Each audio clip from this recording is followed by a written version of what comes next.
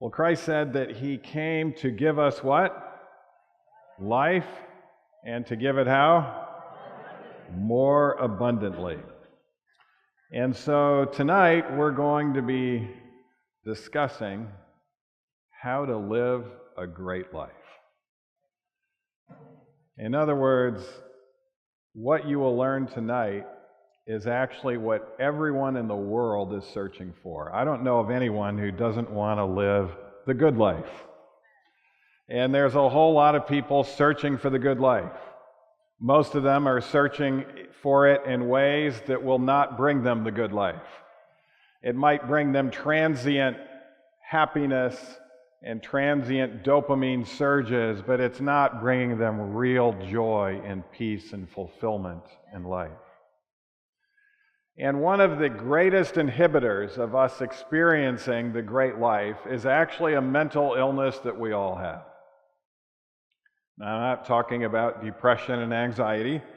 Those are much more common than they were even a decade ago. In fact, studies show that they've more than doubled in this country, both of those, since just 10 years ago. Mental illness is skyrocketing significantly, but this is a mental illness that each of us, including the speaker, has had. And it is very important for us to know how to deal with this mental illness and even eradicate it. And I first began to understand a little more importance of this mental illness many years ago. I'm dating myself now. I was a physician. I was through with my specialty training. I was actually in practice, and a brochure crossed my desk advertising to physicians a conference, and of course we get a lot of different conferences that we can go to. But this one I decided I was going to go to, even though I had had my first son and he was just 2 months of age at the time. This was the conference, the first international conference on the elimination of coronary artery disease. And I thought, are these quacks eliminating coronary artery disease? So I wanted to see who was speaking. No, these were people from Ivy League schools, University of California, San Francisco, from Cornell, from Cleveland Clinic, and from the Bogalusa Heart Study, and so many other great speakers. And I thought, this is pretty bold. They're not talking about just preventing heart disease. They're talking about eliminating it.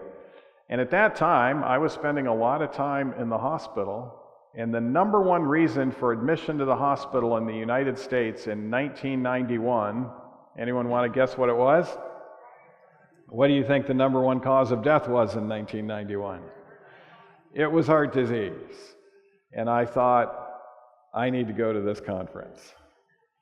And so I went there. I actually had a new video camera, and I was in the front row, and I was filming the slides, and I was so thrilled with the information I was learning, because I knew that this was not just a fringe group. These were people that were top scientists that had a megaphone that could actually change the world. And I realized their information was accurate. It was true. We could eliminate this disease. And I thought, how different my life is going to be 25 years later when I'm taking someone to the emergency room, a resident or a student, and I'm showing them a patient that's having a heart attack, and I'm explaining to them that this is what we used to see every day in emergency rooms, and I haven't seen a case for 20 years. And now you're seeing what I used to see on a regular basis. That's what I was imagining was going to happen. Well, guess what? It's been 31 years, I think. Is that right? 31 years since 1991. And what do you think the number one cause of death is in America? It's not COVID. It's still heart disease. COVID did kill a lot. There were a number of deaths, of course, related to the fact they had atherosclerosis and they got COVID or they got the vaccine, because both of those cause inflammation, and if you have coronary artery disease, you can actually rupture a plaque and you can have a stroke or a heart attack within just a few days. But yet coronary artery disease without COVID was still the number one cause of death during COVID. And by the way, which disease is actually more preventable? Heart disease by far, but yet we focused in on a disease that was so contagious, even if you triple masked, you could still end up getting it. But yet we ignored a disease that was killing more people that was far more preventable. So, why has the world not changed that much? It wasn't due to lack of good scientific information. Some might think, well, they weren't giving very good information back then. No, we now know that their research and evidence is even clearer that what they were saying was right. And it is a disease that we can eliminate. But it's actually due to a mental illness that is prevalent in almost every person in the world. And that mental illness was never discussed at that conference. What is the mental illness? Lack of self-control. So when a person is dying of heart disease that knew what they should have been eating to prevent or eliminate it, the problem is not their heart. The problem was up here in their mind.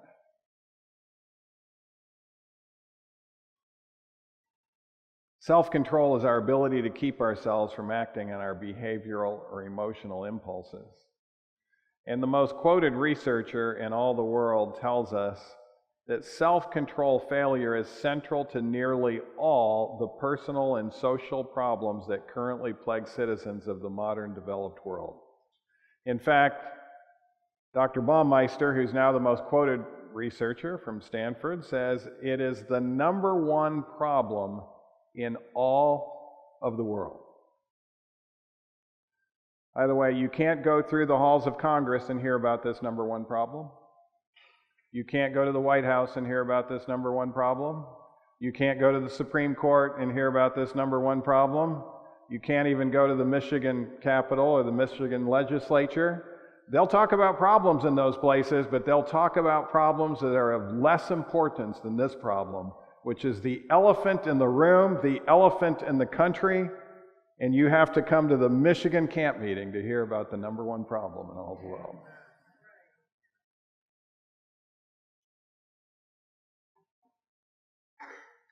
Lack of self-control is the number one cause of heart disease. Diabetes. Yes, genetics loads the gun, but lifestyle pulls the trigger. Now that we know the lifestyle that can prevent diabetes, no matter what your genes, you would think diabetes is going down in this country. But what do the studies show? It's going up. What's the problem? Lack of self-control.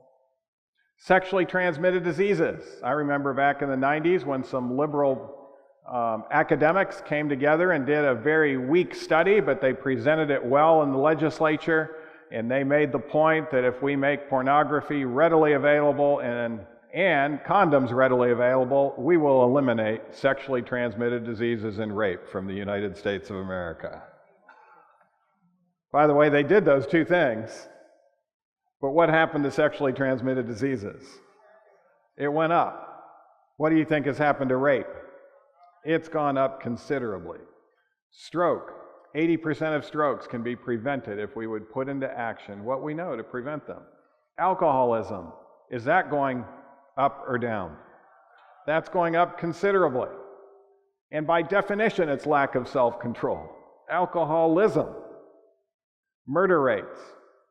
They've gone up more in the last year than they ever have been recorded in United States history. That problem, primary issue, is lack of self-control, lack of anger management, lack of being able to manage your emotions. Once we know the principles of mentally healthful living, which the people that come to our program for depression and anxiety learn, and their depression will go away as they put this into practice. If they start to suffer from it again, what is going to be the problem? Lack of self-control. Harvard says 80% of cancers, by the way, cancer even superseded COVID as the cause of death during the pandemic. 80% of cancers are prevented, according to Harvard, if we would just put into practice what we know. But yet, cancer is actually now the number one cause of death in those under the age of 85. Heart disease is the number one cause of death in all ages, but cancer number one under the age of 85, largely a preventable death. Unwanted pregnancies. Obviously, this is a major issue when even riots and things like this can come forward when the result of unwanted pregnancies can't be terminated prematurely, according to some states threatening in regards to laws. But although there's lots of talk about those types of things, no one is talking about the underlying issue of unwanted pregnancies. And what is that number one issue? It's lack of self-control. Adultery and divorce, often due to lack of self-control on behalf of one or both partners. Underachievement. The number one reason college presidents lose sleep today is actually the underachievement of their high IQ students that they accepted. When those high IQ students can't make good grades, what's the problem? It's lack of self-control. Financial failure. Lack of self-control is front and center. Relationship problems will almost always have an element of lack of self-control. And then the most rapidly rising addiction, and now the number one addiction in all of the United States of America, actually superseding. Does anyone know what substance is the most common addictive substance in America? It's actually, it supersedes sugar. Caffeine, that's right, it's caffeine. But this one supersedes caffeine. It's technology addiction. And technology addiction, by definition, is lack of self-control. We know it's hurting us, but we can't seem to stay away from it. And we continue to go back to it. So this is just a partial list, but if we start adding up all of the issues, if we actually did a more comprehensive list than this, you can see that this is a far greater problem than immigration problems. It's a far greater problem than anything that the politicians are centering in on. And, amazingly, the current president's never mentioned this problem, and the past president never mentioned this problem. But the Bible does mention this problem. Romans says, I don't really understand myself. I want to do what is right, but I don't do it. Instead, I do what I hate. I want to do what is good, but I don't. I don't want to do what is wrong, but I do it anyway. There's another power within me that is at war with my mind. This power makes me a slave to sin that is still within me. And then maybe one of the most saddest texts in all of the Bible is the next verse where he says, "Oh, what a miserable and wretched person I am. Who will free me from this life that is dominated by sin and death?" That term wretched is mentioned in the most famous Christian hymn. What's that hymn? Amazing Grace, how sweet the sound that saved a what? A wretch like me. But it's only mentioned one other place in Scripture.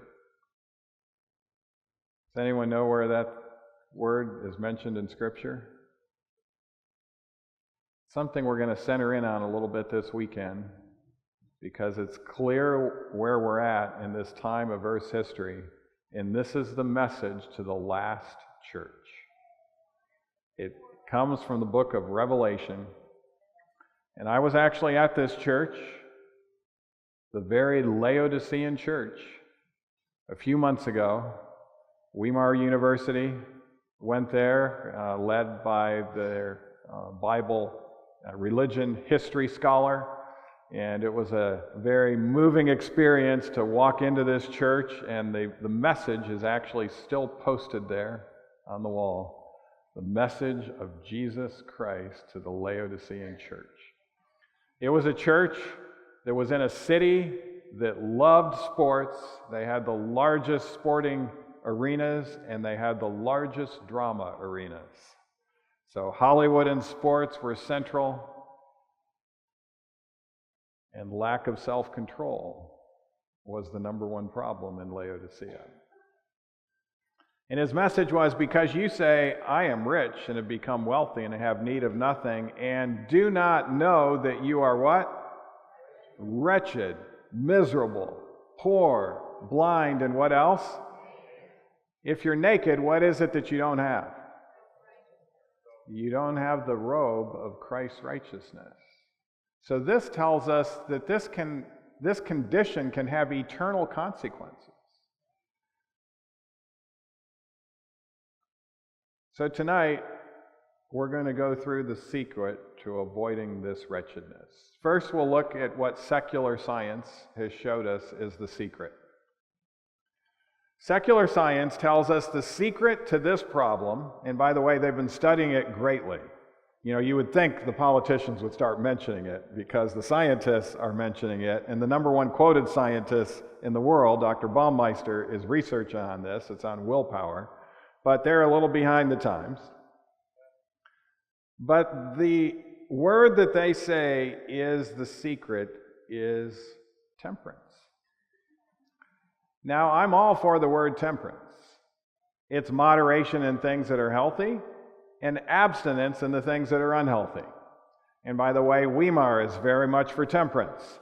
Weimar has trademarked the term New Start. Yes. What does the N stand for? Nutrition. What does the E stand for? Exercise. The W, water. The S, sunlight. And what is the first T? There it is. Temperance. It's one of those 8 important remedies for the abundant life. And to finish it out, we have air and rest and trust in God. But strict temperance, the researchers tell us, requires comprehensive self-control. Now, everybody actually has selective self-control. They'll have selective self-control in certain areas, and so this is why it can sometimes be confusing, because some people are very much honored and uplifted due to their selective, narrow self-control. The individual I give an example to as I go around the world and speak is the most famous governor of the state I come from, Arnold Schwarzenegger. How did he become famous? Does it require meticulous, selective self-control to build muscles like he built them? Oh, yes. You've got to be in the gym when you don't want to be in the gym. You've got to be eating food that you don't want to necessarily eat. You've got to be taking the right supplements. You've got to be going through pain. Without pain, there's no gain in building muscles like that. And you've got to spend a large portion of every day working on this aspect. And so he was honored, Mr. Universe, for his great selective self-control. Why is it that we know he didn't have comprehensive self-control? Because when his maid was cleaning his house, he lacked it. And he lost the love of his life due to not having comprehensive self-control. And he did not want to lose her. He said, "Please, I love you. Don't leave me." And she says, "How long ago did this happen? I never knew about it. You have betrayed me. I can't trust you." And he was crushed to lose the love of his life due to not having comprehensive self-control. It was actually far more important to have self-control in that area than it was to become Mr. Universe. And he would have actually traded Mr. Universe and all of his fame to be able to keep his wife. Dr. Peterson from University of Michigan is one of the researchers in this area. Dr. Seligman from University of Pennsylvania, they got together and wrote a book, actually, that has an entire chapter, 6 different, I shouldn't say a section on temperance, but 6 different aspects of temperance. And they mention, in our endeavor to measure this class of strengths, we have found that among people in the mainstream developed world, strengths of temperance are infrequently endorsed and seldom praised. Yet, the strengths of temperance are very important, and they have a rich array of positive consequences for the what? The psychological good life. This is why we're saying this is part of living the great life. Everyone is after the good life. And even the secular scientists tell us that if we have temperance, it's going to open the door to a great life. How do they know that, by the way? Because they've been studying it. And in order to study something, you first have to measure it. This is why in every college and university, there's math classes. And, people come to Weimar and, why do I have to take math? Well, the language of today is research, and if you want to research something, you've got to put numbers to it. And you've got to do statistical analysis and all of those sorts of things. And so they've been studying self-control, and they have this self-control instrument that they've developed, these secular scientists, and I'll give you a little snippet of it. Getting up in the morning is hard for me. If you state that that's very true for you, would you be ranked as high self-control in that area or low self-control? Low. How about this? I blurt out whatever is on my mind. Low self-control. I have a hard time breaking bad habits. Low self-control. I do certain things that are bad for me if they are fun. Low self-control. I get carried away by my feelings. Low. By the way, for those that were listening very carefully, what cognitive distortion is that? Last night I mentioned it. Emotional reasoning. Yeah. By the way, I didn't sing one of the songs that's helpful for emotional reasoning last night, so I'll do it right now. Feelings come and feelings go, and feelings are deceiving. Trust alone on the Word of God, it's something worth believing, 'cause feelings come and feelings go, and feelings are deceiving. Trust alone on the Word of God, it's something worth believing. By the way, one of our founders of our country, who also had some issues with self-control, did state something pretty profound. He says, don't bite at the bait of pleasure until you are sure there is no hook beneath. That's the solution to emotional reasoning. By the way, that was Thomas Jefferson, the founder of the Democratic Party. I do many things on the spur of the moment. Is that low or high self-control? Low self-control. I spend too much money. Low self-control. I keep everything neat. High self-control. I don't keep secrets very well. Low self-control. I often interrupt people. Low self-control. I'm always on time. High self-control. I have trouble saying no. That's low self-control. I'm not easily discouraged. High self-control. I eat healthy foods. High self-control. Pleasure and fun sometimes keep me from getting work done. Low self-control. I have trouble concentrating. Low self-control. Sometimes I can't stop myself from doing something even if I know it's wrong. Low self-control. I'm able to work effectively towards towards long-term goals. High self-control. So that's a snippet. That's not the entire test, but you get an idea of what the secular scientists are measuring when it comes to self-control. And then they look at the data from all of these people that are taking the tests, and they follow them over time, and they find out that people with high self-control have better personality adjustment, they have higher self-worth, they're better at controlling anger, They have fewer symptoms of obsessive-compulsive patterns, depression, anxiety, hostile anger, phobias, paranoia, and psychotic tendencies. In addition, they accept themselves as valuable, worthy individuals and are relatively able to sustain this favorable view of self across time and circumstances. But this occurs without registering inflated or narcissistic views of self. That's called self-esteem. We want self-worth. That's a sign of good mental health, but we don't want self-esteem where you esteem yourself more valuable than others. That's actually will lead to mental health issues. People with high self-control are more conscientious. They're more emotionally stable. They make better relationship partners. They get along better with other people. They're more accommodating. They report more satisfying relationships, and they have better adjustment in their relationships. In addition, people with high self-control have better family cohesiveness, less interpersonal conflict, better perspective, and better empathy. They don't wallow in their own personal reactions to other people's problems. They have more secure interpersonal attachments. They manage money well, they spend less, and they save more. You can see how much this is connected to the good life. And it starts out with comprehensive self-control. It's so important that I've told my students at Weimar University, before you think of seriously dating someone, you need to see what their self-control test scores are like.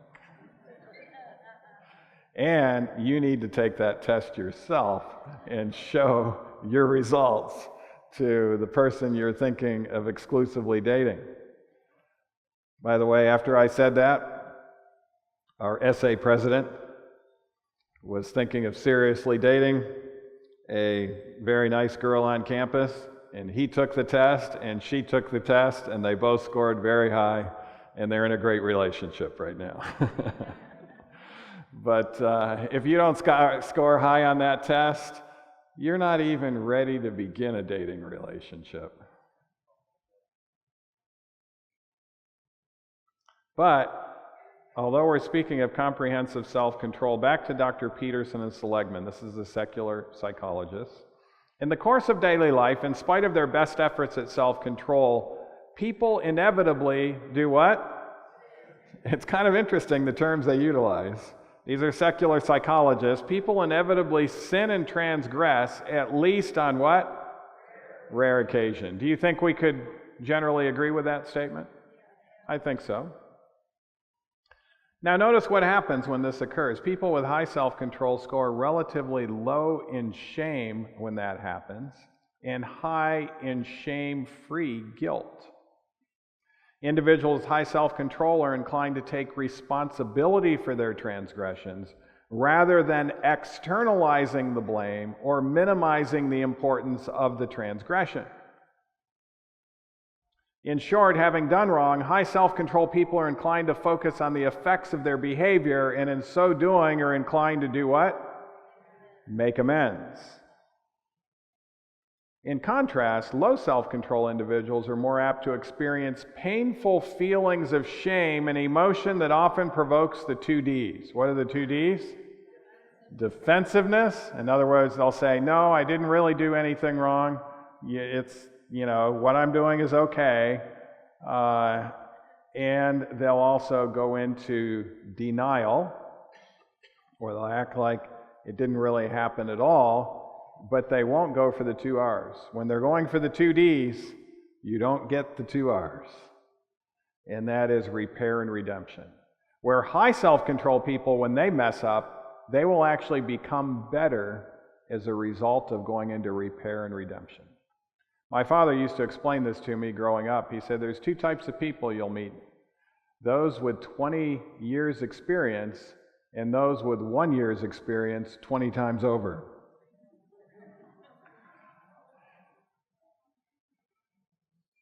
And so this is the method, actually, even though we might mess up, that we can become better individuals over time.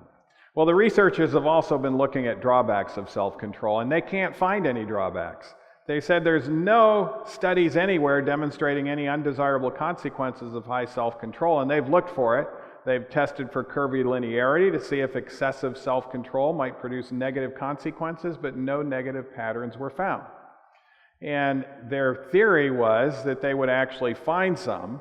They said, although in our society there may exist a stereotype of an over-controlled person, one who's overly restrained, cautious, uptight, and not spontaneous, we see no evidence that self-control is to be blamed. In other words, if you have those problems, it's due to other problems, not to too much self-control. By the way, that makes temperance different than nutrition and exercise. You can get too much exercise, you can even get too much water, you can get too much nutrition, but you cannot get too much temperance. In fact, both of the T's are that way. You also can't trust God too much. So after they build up this tremendous benefits of self-control, here's what the secular scientists say. Relatively little is known about how self-control is acquired and strengthened. This topic must be regarded as a high priority for further research, and especially a view of the many benefits that self-control confers. They do state, although most acts of self-control involve overcoming some incipient response to the immediate situation in order to pursue some greater long-term benefit, the ability to transcend the immediate situation is crucial for those that have high self-control. People who live only in the present moment are unlikely to exhibit good self-control, whereas future-mindedness will facilitate self-regulation. Well, you can't have future-mindedness unless you're enhancing the frontal lobe, but out of all people that should have an advantage in self-control, by the way, if we were to boil down future-mindedness in a positive sense to one word, what word would that be? Hope. And we have the blessed hope. And so, according to secular psychologists, that should give us a great benefit in regards to facilitating self-regulation, another way of saying self-control. Dr. Baumeister has researched his area in self-control by bright lines. He says people need bright lines. These really help with self-control. Zero tolerance is a bright line. Total abstinence with no exceptions anytime. And then he says this, and by the way, before I get to what he says, let me just give you a background. Stanford, they have a major problem at that university, as has been developing more and more in universities throughout the land. What do you think Stanford's one of their major problems is? Alcohol is a major problem, but this one is even more prominent than alcohol. It's cheating. Yeah, someone in the front said it. And cheating, when you haven't been studying and you haven't been utilizing self-control, and it's time for the test, and you're at a place like Stanford, there's a strong tendency to cheat. And he was teaching 3 psychology classes, sophomore psychology classes, and he's known to be a hard teacher. And he told them, this is going to be a hard test. You better study. And so, but as he administered this test, he also was doing a study himself. And the first group, he had them read the Stanford School Honor Code. And that School Honor Code talks about no cheating, to uphold the standards of Stanford. They took the test. And he designed the test in such a way, if you want to read how he designed it in such a way where he could immediately tell if there was cheating going on. Do you think there was cheating after reading the school's honor code? Widespread cheating. So he thought, well, maybe if we give them positive thoughts, it will help them not to cheat. So the next group, he had them recite their 10 most favorite books. They were even smiling as they were reciting their 10 most favorite books. And then they took the test. Do you think it helped? Widespread cheating. The third group, he decided to do something different. He got out Bibles, and he had them read the 10 Commandments. And he had them put their hand on the Bible, raising their right hand as they were reading the 10 Commandments. Not one person cheated after that. At Stanford. So here's what he says. If you believe that the rule is sacred, a commandment from God, the unquestionable law of a higher power, then it becomes what? An especially bright line. And he writes about this in that great book, Rediscovering the Greatest Human Strength, Willpower. The Old Testament also speaks about this issue. It says, he that is slow to anger is better than what? The mighty. And he that ruleth his spirit than he that taketh a city. Ellen White comments on that text in the book My Life Today, and she says, he has conquered self, the strongest foe man has to meet. The highest evidence of a nobility in a Christian is self-control. He who can stand unmoved amid a what? A storm of abuse is one of God's heroes. By the way, who is the strongest foe you will ever have to meet? It's yourself. She goes on, he who has learned to rule his spirit will rise above the slights, the rebuffs, the annoyances to which we are daily exposed, and these will cease to cast a what? A gloom over his spirit. So in other words, people without self-control, when they run across these things, they're going to get really ticked off, and they're going to get gloomy. But those with high self-control, those annoyances don't seem to cause them any problems.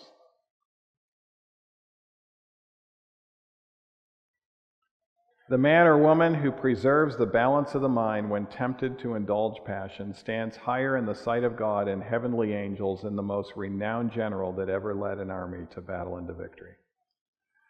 By the way, let's break down that statement a little bit, because I've known of people, many people, who think God failed them because they prayed that he would do psychic surgery on them so that they would never sin again. And after that prayer, they found themselves sinning. Why does God not answer that prayer?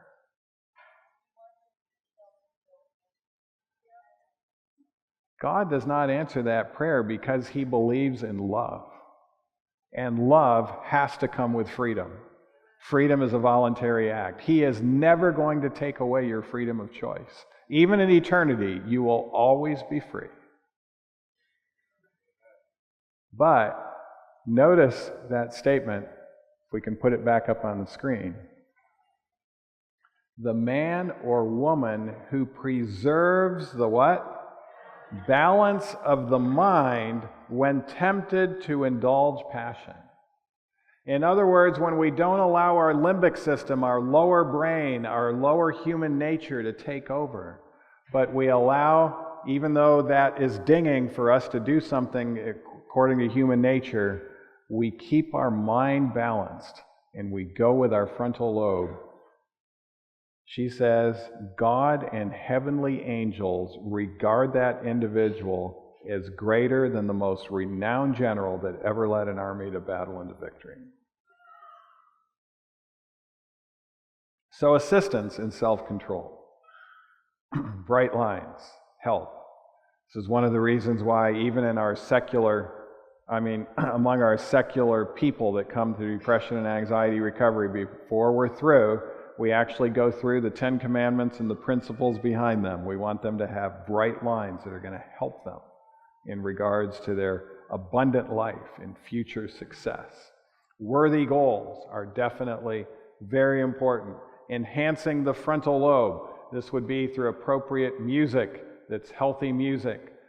Slowing down the limbic system in overdrive. That means getting rid of Hollywood movies and entertainment YouTube and those sorts of things.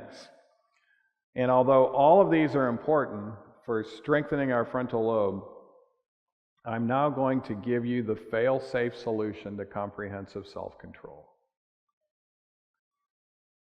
Christ talked about it in a parable. He said, the kingdom of heaven is like unto a merchant man seeking what? Goodly pearls. By the way, why was the merchant man seeking goodly pearls? He was looking for the good life. And this is what everyone's searching for, is the good life. Christ doesn't criticize people that are looking for the good life. But he goes on, who, when he had found one pearl of great price, went and sold what? All that he had and bought it. And I'm sure his neighbors were thinking, what is wrong with him? He's getting rid of this. He's getting rid of that. He's selling this. He's selling that. And he's putting it all towards one pearl? In the parable, the pearl is not represented as a gift. The merchantmen bought it at the price of what? All that he had. Ellen White in the book Christ Object Lesson says, many question the meaning of this since Christ is represented in the scriptures as a gift. He is a gift, but only to those who give themselves soul, body, and spirit to him. How? Without reserve. We are to give ourselves to Christ, to live a life of willing obedience to all his requirements. All that we are, all the talents and capabilities we possess are the Lord's, to be consecrated to his service. When we thus give ourselves wholly to him, Christ, with all the treasures of heaven, gives himself to us. We obtain the pearl of great price. That means we obtain the good life that will come as a result of that. But we have to give ourselves without reserve to him. So if you're having a problem with self-control in your life, you have a problem of selfishness in a corner of your life. You haven't put all on the altar of sacrifice. So the key to self-control is actually self-sacrifice. And it's self-sacrificing love. That love comes from above. Notice this, back to that book, My Life Today. God's abounding love and presence in the heart will give the power of self-control and will mold and fashion the mind and character. It's called self-control, but it actually, that power is not obtained by self. That power comes from outside of us. And it's God's abounding love and presence in the heart. And that abounding love and presence in the heart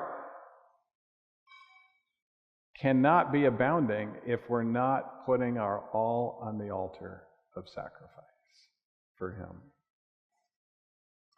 Christ said, by this shall all men know that ye are my disciples, if ye have what? Love one to another. That abounding love will not only give you self-control, but if we must be true lights in the world, we must manifest the loving, compassionate spirit of Christ. To love as Christ loved means that we must do what? Practice self-control, but that means we must show what? Unselfishness at all times and in all places. So, true transformative healing is dependent upon obtaining this pearl.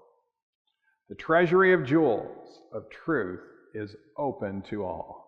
Everyone can obtain this pearl of great price.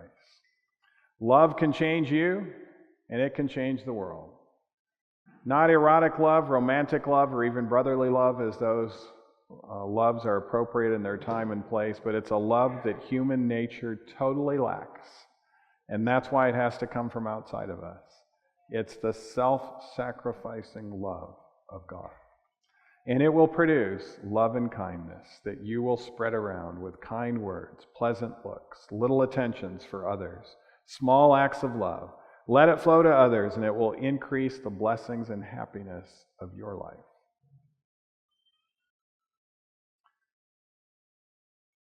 Profound phrase, genuine love is a precious attribute of where? Heavenly origin, which increases in fragrance in proportion as it is dispensed to others. So not only can you and I get that love today that will open the door to the great life, but we can get more of it tomorrow. How do we get more of it tomorrow? By dispensing it. We become a channel of dispensing that self-sacrificing love to others. The little attentions, the small acts of love and self-sacrifice that flow out from the life as quietly as the fragrance from a flower, these constitute no small share of the blessings and happiness of life. So let's look at some examples, two contrasting examples in self-control. These two met, Paul and Nero. The countenance of the monarch bearing the shameful record of the passions that raged within. That was Nero. The countenance of the prisoner telling the story of a heart at peace with God and man. The results of opposite systems of education stood that day contrasted. A life of unbounded self-indulgence. Who was that? That was Nero. And a life of entire self-sacrifice. Who was that? That was Paul. Here were the representatives of two theories of life. All-absorbing selfishness, which counts nothing too valuable to be sacrificed for momentary gratification, and self-denying endurance, ready to give up even what? Life itself, if what? Need be for what? The good of others. We're told this: if the soul is to be purified and ennobled and made fit for the heavenly courts, there are two lessons to be learned in everybody. These two lessons will be there in everyone that makes it eternally. What are those two lessons? Self-sacrifice and self-control. So for physical, mental, and emotional and spiritual health to be comprehensive and lifelong, it demands the gospel to be complete. And that's what was missing from that conference in 1991. They told us all the things we needed to do to eliminate coronary artery disease, but they didn't tell us how to have comprehensive self-control. And you can go to different programs, etc., and you can learn a lot of good information in regards to how implementing that will give you a lot better health. But if that information is not shared with the gospel, you're actually introducing your subjects to a high form of legalism. I've run into people who in the church say, no, we should just give the health information. We should just give the health information. It seems to be, discrediting or whatever if we go into the spiritual information, and they're here for the health information. But if you don't give the health information with the spiritual, how are they going to be able to keep all of these health rules?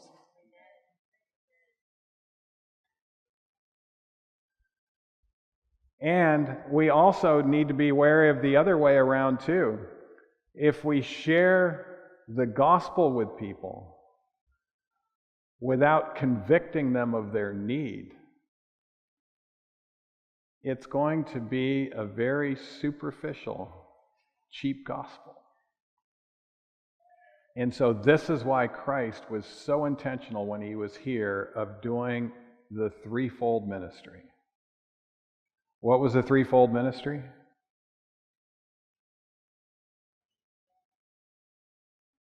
It was education, teaching, which is what you want to do in your church programming, education, but it was also the health message and healing, and it was preaching of the gospel.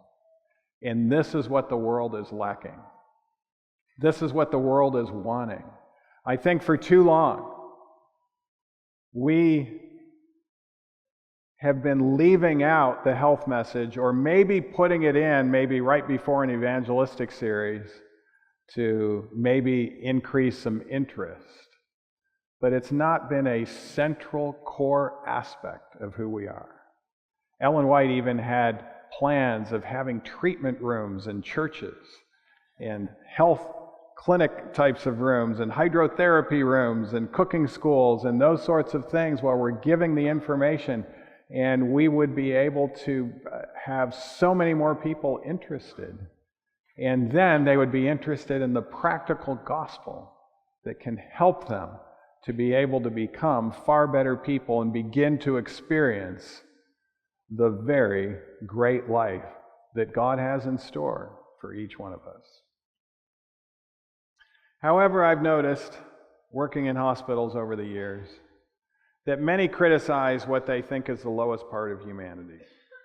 When a person doesn't exercise self-control, even when it could obviously help them.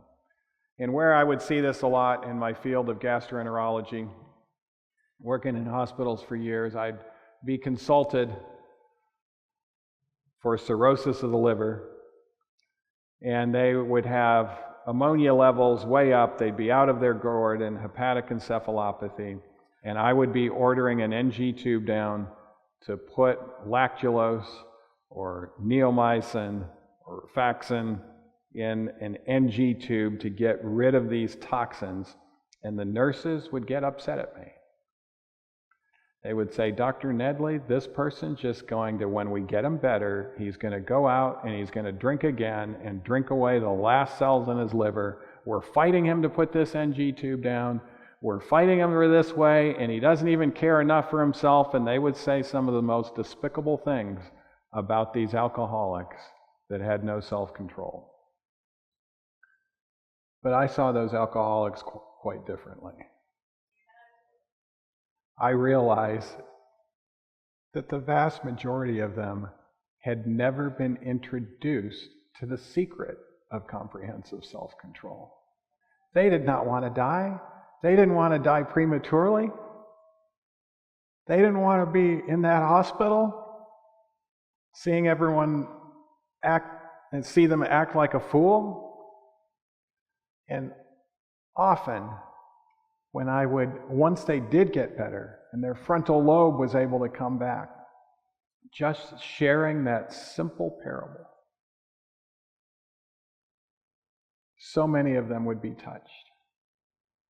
And many of them went out and never drank another drink again.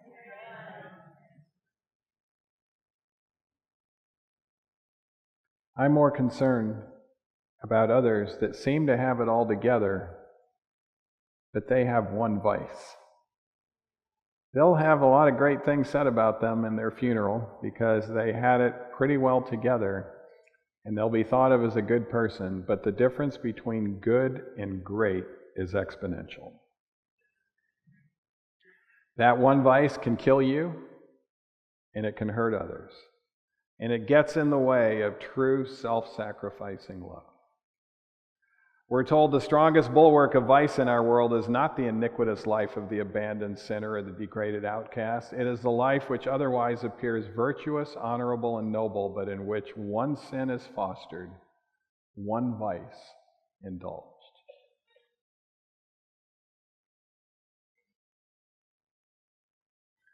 Paul's secret, and he found the secret, he summarized in 3 words. What were those 3 words? This is a choice that you can make now, but it's a choice you also need to repeat every day. I'm putting my all on the altar of sacrifice. I'm putting my all into the pearl of great price. Speaking of that pearl, in that same chapter, Ellen White says, we cannot earn salvation, but we are to seek for it with as much interest and perseverance as though we would abandon what? Everything in the world for it. There are some who seem to be always seeking for the heavenly pearl, but they do not make an entire surrender of their wrong habits. They do not die to self that Christ may live in them. Therefore, they do not find the precious pearl.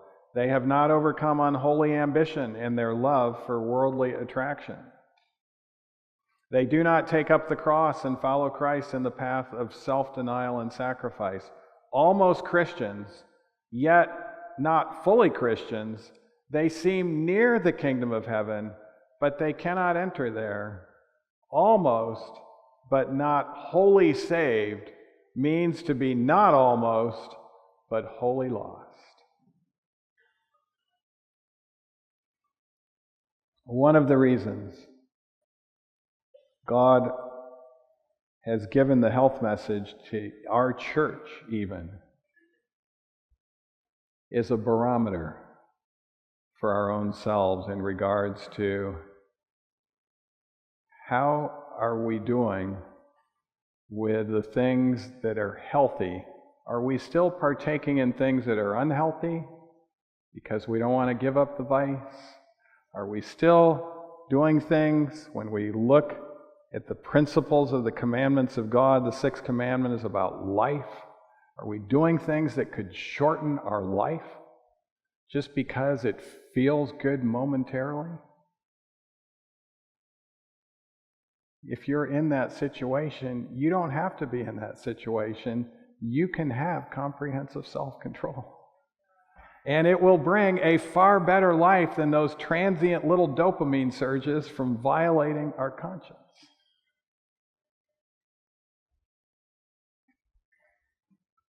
I have seen the threefold ministry produce exponential results for salvation. At Weimar University, every depression and anxiety recovery program, we have baptisms. Some more so than others, but about half of everyone that comes through that program will eventually be baptized within a few months. Some of them right during the program. And they have recognized their need to put all on the altar of sacrifice. That parable of the pearl actually has a twofold meaning. Christ put his all on the altar of sacrifice for us because he recognized that if we fully trust in him, we are a pearl of great price to him. He knows what we're capable of with our minds that he's created and with the neuroplasticity he's put in there, that if we trust in him, we were worth it to him.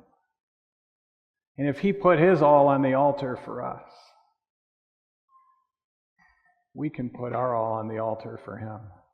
We can trust him, and he will open up to us a life that is far more abundant. Even the secular psychologists recognize it as this is the avenue for the great life, comprehensive self-control. And he wants to give you that love that gives you that power today. I'm looking forward to the great multitude coming in. But that great multitude will only come in as we follow the threefold ministry. Notice what Ellen White sees in the future. This is why we know Christ is coming soon, but he's not coming tomorrow, because this prophecy has not yet been fulfilled. And it's one of the reasons why we have Weimar University. We are determined to train an army of youth to fulfill this commission. But here's what she predicts. We shall see the medical missionary work broadening and deepening at every point of its progress because of the inflowing of hundreds and thousands of streams until the whole earth is covered as the waters cover the sea. Humanity is looking for the good life. They don't know how to get there, but they can find out from you. And when they find out from you, they're going to be asking you how they can put all on the altar, how they can go into the watery grave and be resurrected in newness of life. And we will see God's message go viral.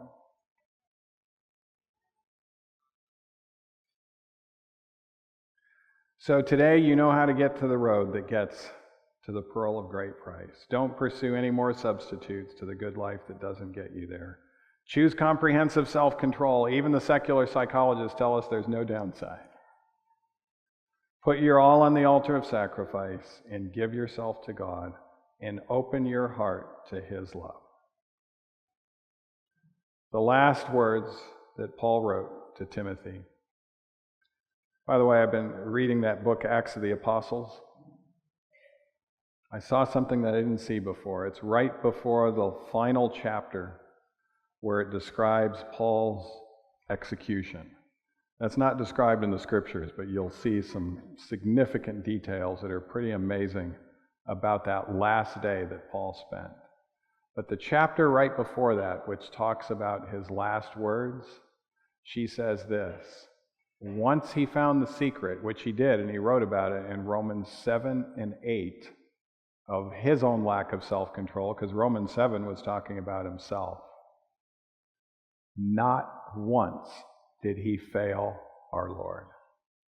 Not once, through all of the abuse, through the shipwrecks, through all of the stonings, through all of the aspects in regards to brothers betraying him, all of those things that he went through, he never once lost his sight on Jesus and never once failed. He had complete, comprehensive self-control and continued to show with loving acts to everyone that was around him. That's possible in you and me. Yes, we can learn if we make future mistakes and be more resolute in getting rid of the selfishness of our hearts and having God cleanse our hearts. But Paul, that was such a success in comprehensive self-control, says this as he's passing the baton to Timothy: for God gave us a spirit not of fear, but of what? Power and of love. The type of love he's talking about is a self-sacrificing love. And what else? Self-control. Let's bow our heads. Father in heaven, I know that there are many in this room that have been struggling with self-control. They may not have seen it as being very important. They may have thought that they were living a better life having lack of self-control. But perhaps they understand the seriousness of lack of self-control more completely, and they also understand the secret and the key to self-control more comprehensively. And if there's anyone here that wants to say, I want to choose self-control in my life, comprehensive self-control, and I want to give myself without reserve, body, mind, and soul, to God, and allow Him to pour His love upon me, raise your hands to God and say, God, I am choosing to put my all on the altar. I'm choosing to buy the pearl of great price. And I thank you that you will fill me with your love and open the door to the abundant life you have planned. In Jesus' name we pray. Amen.